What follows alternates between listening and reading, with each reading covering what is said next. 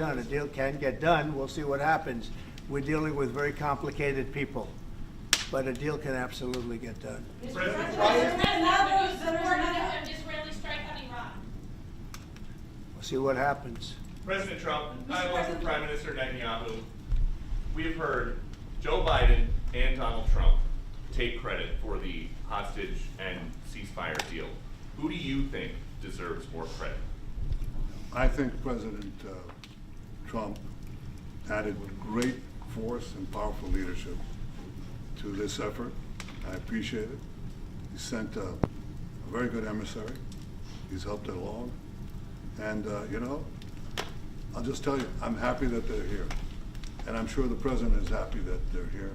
And I would think that's about enough. President Trump, Prime Minister, what about Elizabeth Surkov, the Israeli hostage held in Iraq? What about the Israeli press taking a press conference in Israel and not in Washington? We would love to take a press conference to interview you, Prime Minister Netanyahu. President Trump. A few more questions. Prime Minister Netanyahu, do you support going forward with this deal and getting all the hostages out? I support getting all the hostages out and meeting all our war goals that include destroying Hamas's military and governing capabilities and making sure that Gaza never poses a threat to Israel again. Are you willing?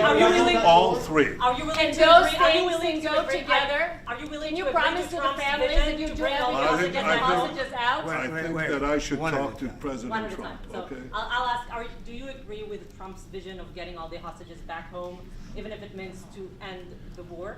Well, I'm not sure that you articulate correctly what the President's vision is. You can ask, he can speak for himself. He does that very, very well. I have my own views, 3 goals, not 1, not 2, 3 goals, and I will meet all 3 goals. I think the President can help enormously. He brings fresh thinking. Any address to the Fresh fact thinking. that terrorists who murdered hundreds of people were listed their own as the part of the deal? It's a horrible thing. We can't forget it. I'll never forget it, and you can't forget it. And some people want to put it out of their memory, but we're not going to ever let that happen. It was a horrible day, October 7th. That was a horrible period of time. And a lot of people like to pretend it didn't happen. It happened. It's a big group of people that like to pretend it didn't happen, like the Holocaust didn't happen. Same mindset. And no, we're going to get this thing wrapped up, and we're going to get it done. We're also dealing, I think, very successfully with Russia, Ukraine. We're going to hopefully get that one done at some point in the not too distant future. That's a complex problem also, but we solve problems. When I left, we had no problem. There was no Ukraine and Russia fighting. There was no October 7th. There was nothing, and some very poor leadership led to a lot of problems and a lot of death. And it's a shame, but we'll put it out. We'll put out the fires. We have a lot of fires, but we'll put them out. Why do you still support a Palestinian state like the peace plan you presented in January 2020? Is this plan still on the table? Well, a lot of plans change with time, and a lot of death has occurred since I left and now came back. This death occurred not while I was here, but while somebody else was here. It shouldn't have happened. They shouldn't have allowed it to happen. It would have never happened, and that includes Russia, Ukraine would have never happened. Not even a little bit, not even a chance. But now we are faced with a situation that's different, in some ways better and in some ways worse. But we're faced with a very complex and difficult situation, but we'll solve the problem. Mr. President, did you refugees get from Gaza, out of Gaza? If not Jordan, Egypt, what other countries you think might accept Palestinians from Gaza? Well, I think Jordan and Egypt will. I know they've spoken about it with you, and they say they're not going to accept. I say they will. But I think other countries will accept also. I think that Gaza maybe is a demolition site right now. If you look at Gaza, there's hardly a building standing, and the ones that are going to collapse. You can't live in Gaza right now, and I think we need another location. I think it should be a location that's going to make people happy. You look over the decades, it's all death in Gaza. This has been happening for years. It's all death.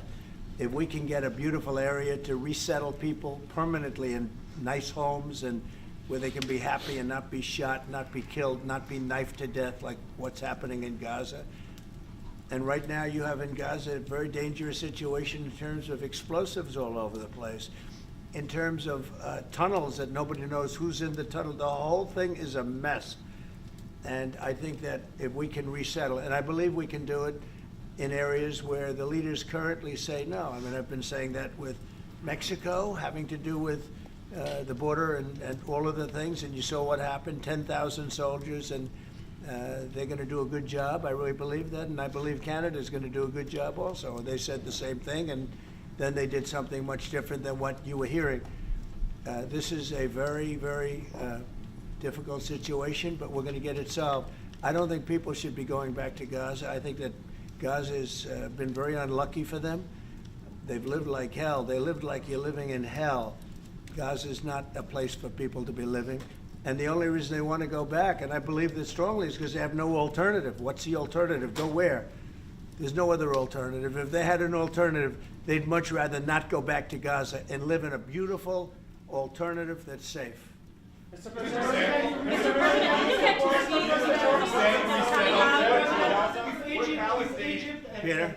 Would Palestinians have the right to return to Gaza if they left while the rebuilding was It happening? would be my hope that we could do something really nice, really good, where they wouldn't want to return. Why would they want to return? The place has been hell. It's been one of the meanest, toughest places on earth. And right now, I've seen every picture from every angle, better than if I were there. And nobody can live there. You can't live there. So if we can build them through massive amounts of money supplied by other people, very rich nations, and they're willing to supply it. If we can build something for them in one of the countries, and it could be Jordan, and it could be Egypt, it could be other countries, and you could build 4 or 5 or 6 areas. It doesn't have to be one area, but you take certain areas and you build really good quality housing, like a beautiful town, like someplace where they can live and not die. Because Gaza is a guarantee that they're going to end up dying. The same thing's going to happen again. It's happened over and over again, and it's going to happen again as sure as you're standing there, Peter. So I hope that we could do something where they wouldn't want to go back. Who would want to go back? They've experienced nothing but death and destruction. What will you do if Egypt and Jordan tell you no? What will you do then? Well, I don't think they're going to tell me no. Mr. President, I don't think they're going to tell me no. What will you do if I think they're going to tell Biden no, and I think they're going to tell other people no. so you think it will happen at the end? I think there's a good chance, yeah. How I'd like to many see it people are you thinking about? happen. All of them. I mean, we're talking All of about the probably 1,000,007 people, 1,000,007, maybe 1,000,008. But I think all of them. I think they'll be resettled in areas where they can live a beautiful life and not be worried about dying every day. Mr.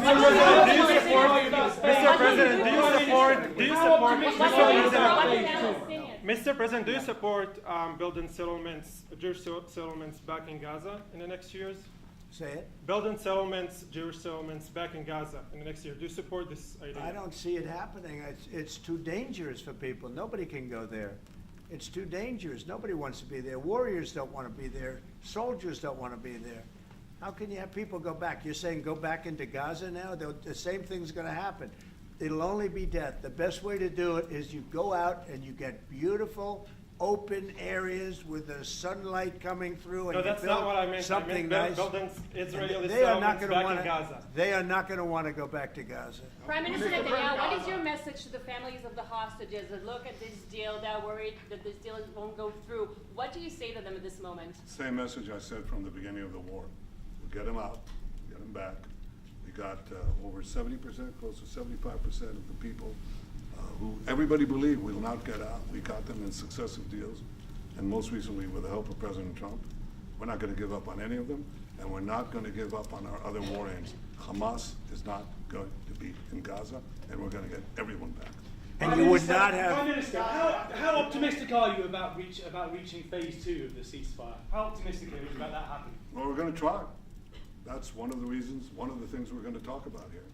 And Is it possible if we, you know, when Israel and the United States work together, and President Trump and I work together, you know, the chances go up a lot.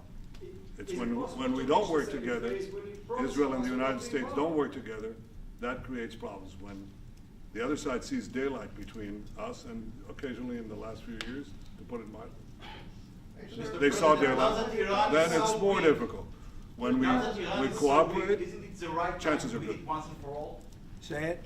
Now that Iran is so weak, isn't it the right time to hit their nuclear facilities once and for all? So you say Iran is so weak. I appreciate you saying that. They're not weak. They're very strong right now, and we're not going to allow them to have a nuclear weapon. It's very simple. You know, I signed a very strong proclamation. Iran was in big trouble when I left. They were broke. They didn't have money for Hamas. They didn't have any money for Hezbollah. You had no problem. October 7th could have never happened. When I left, October 7th could have never happened. And frankly, Russia and Ukraine, as I said, could never have happened. They became very strong very fast. They sold massive amounts of oil to China and everybody else who would not buy the oil when I was president, because we said, don't buy the oil. And they became very rich very quickly. But they're not weak. They're not weak. They're strong. Doesn't mean they won't be weak.